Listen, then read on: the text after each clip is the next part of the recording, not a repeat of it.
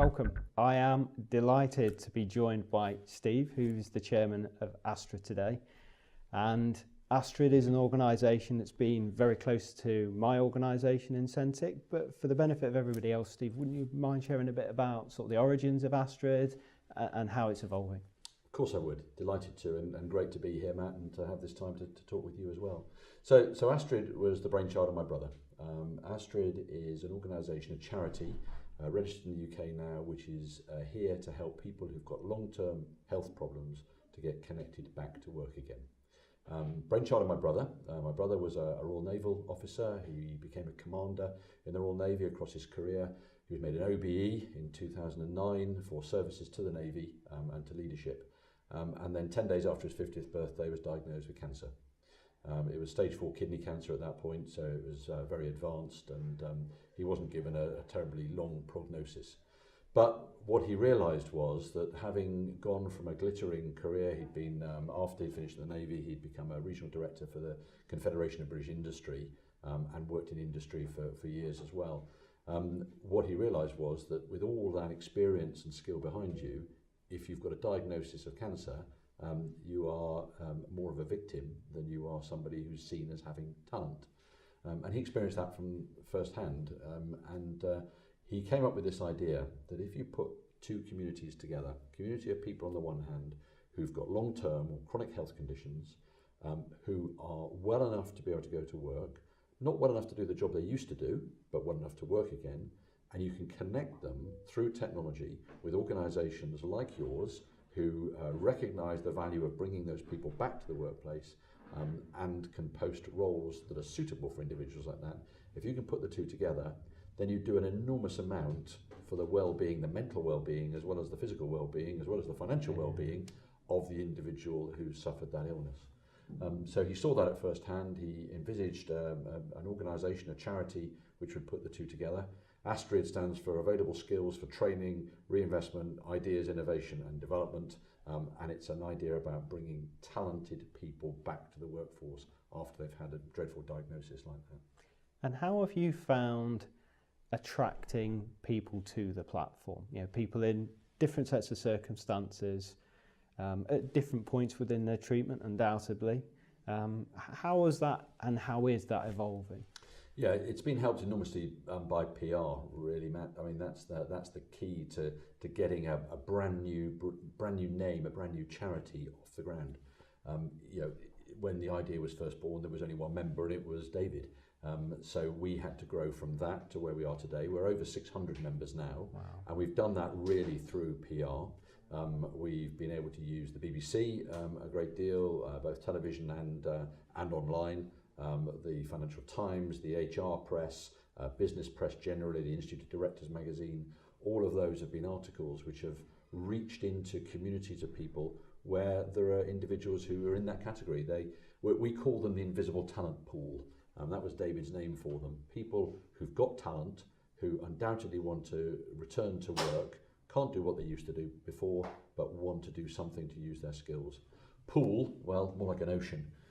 There are, according to Macmillan, 890,000 people today in the UK of working age with cancer.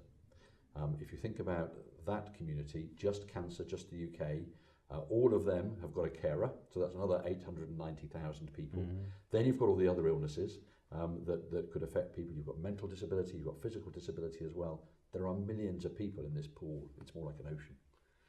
But it's also the latent talent that's there as well, isn't it? You know, we are, you know, as an organisation, as an economy, striving to be competitive and be innovative, as we always have for centuries, and yet we have this scenario where talent is invisible, talent is unavailable unless we give it a channel that we can connect the two together. But we also accept as employers that we are going to actually be more flexible in that arrangement with talent as well. So yeah, it's flexibility. It's the ability for an organisation to recognise that talent pool, that invisible talent pool.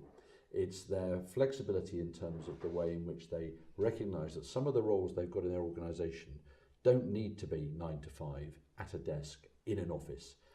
If you're an individual who's recovered from a serious health concern, then your ability to return to work is almost certainly not going to be full-time.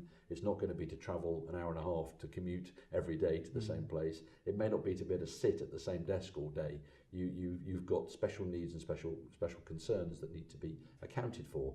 But equally, you might well find yourself up half the night. Your medication means that it's difficult to sleep. And if you've got a challenge, if you've got some work to get through, then how great would that be for you, the chief executive, to come in the following morning and find that that work has been delivered for you? Because people in that situation have the ability to work 24/7 in effect, and can do anything that's required of them.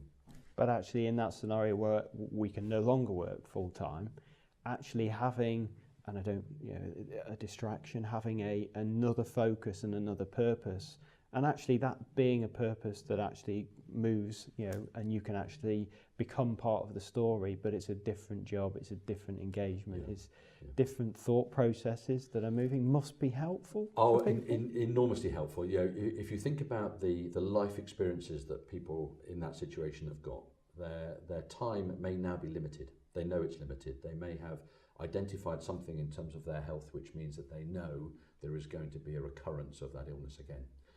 They don't waste time. They don't come to boring meetings. They don't spend their time pushing paper around the desk. They want to make sure that what they're doing has got a real value to the organisation, the people who've been good enough to give them that other opportunity. So imagine dropping somebody like that into a team of people. There's a team that exists, and then suddenly this individual arrives. They're working part-time, but they come in with a range of ideas, working at 120 miles an hour in terms of bringing that energy to the team. How much good would that do for a lot of teams in a lot of organisations today?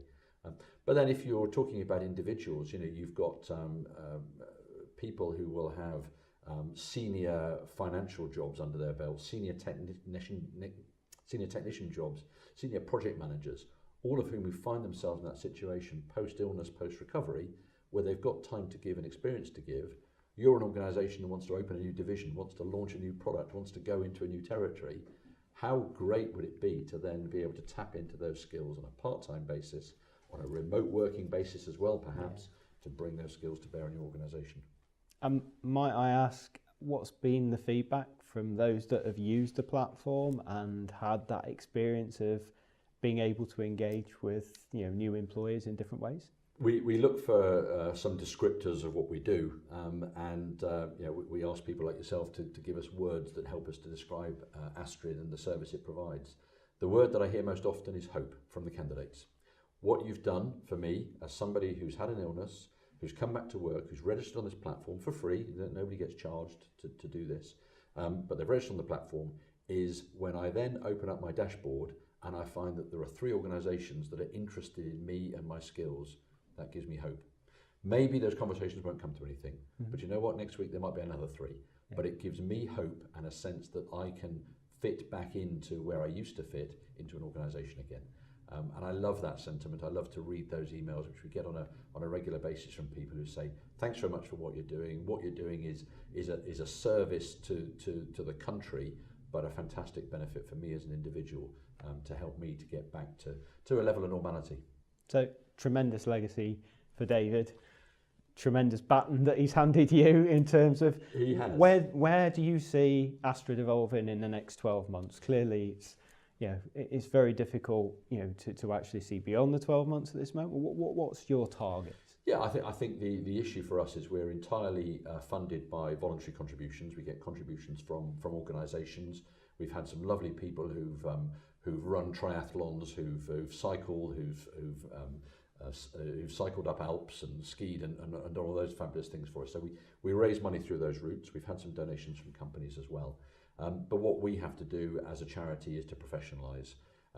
We exist only because of the efforts of volunteers. The great news is I've got over 50 volunteers, 50 people who've been touched by ASTRiiD and said, look, I want to help in some way, which is fantastic.